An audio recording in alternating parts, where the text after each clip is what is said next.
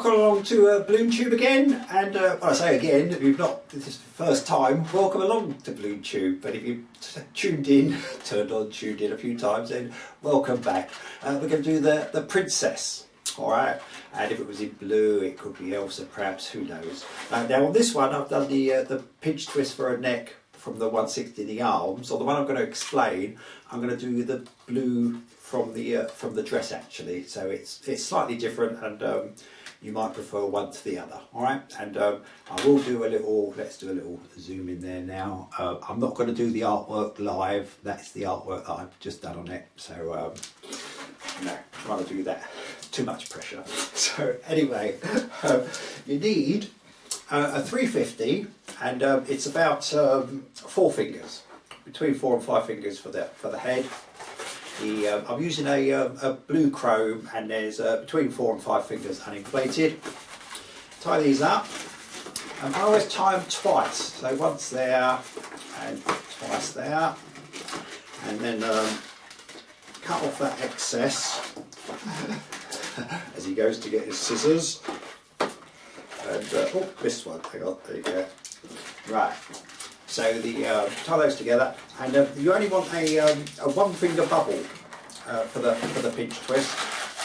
All right, that will go there. You need a 3 finger bubble for the waist, 3 finger bubble, and about a 7 finger bubble. So 4, 7, about there, a 7 finger bubble. That's going to be for the dress.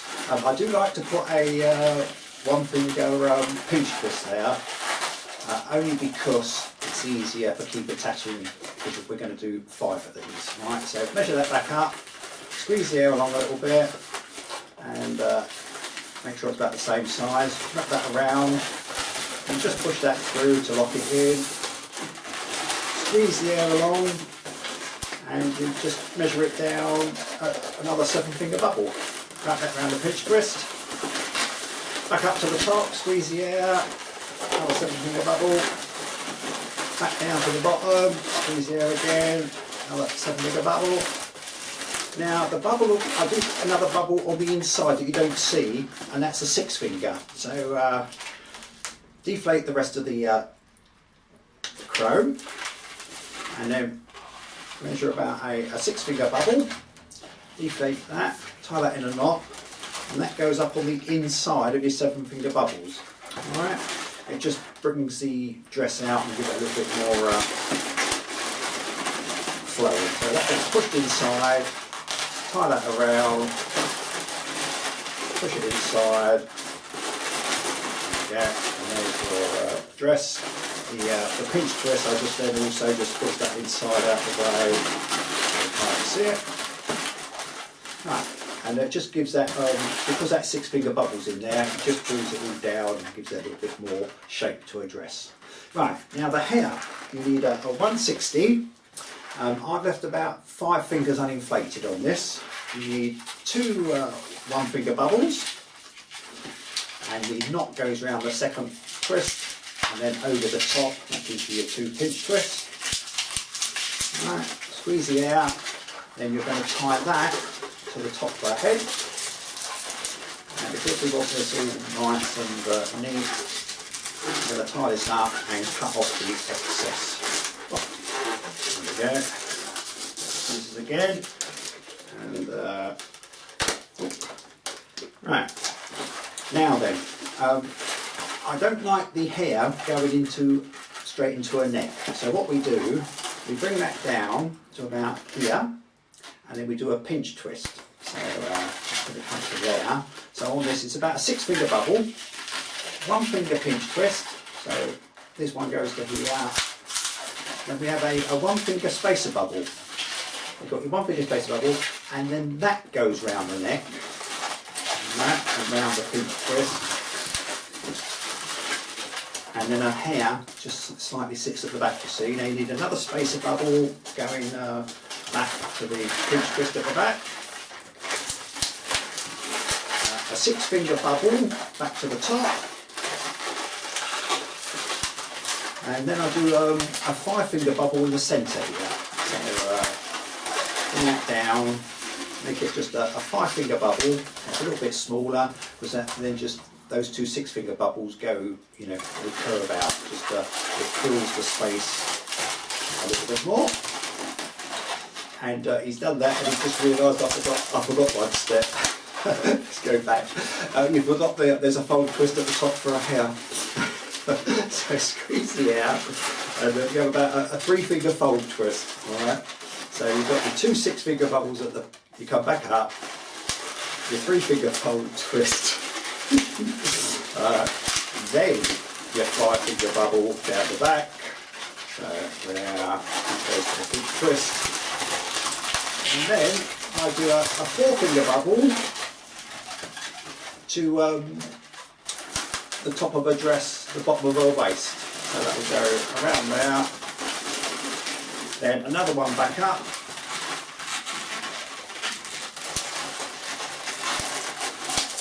Around the pinch twist. And then we're going to do the last 160 is going to go all the way over here and back.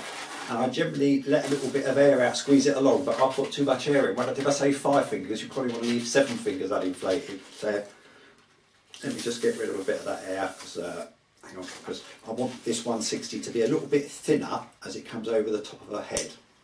Alright, so what we do is we put that in there and just gently squeeze the air along as you're pulling it over.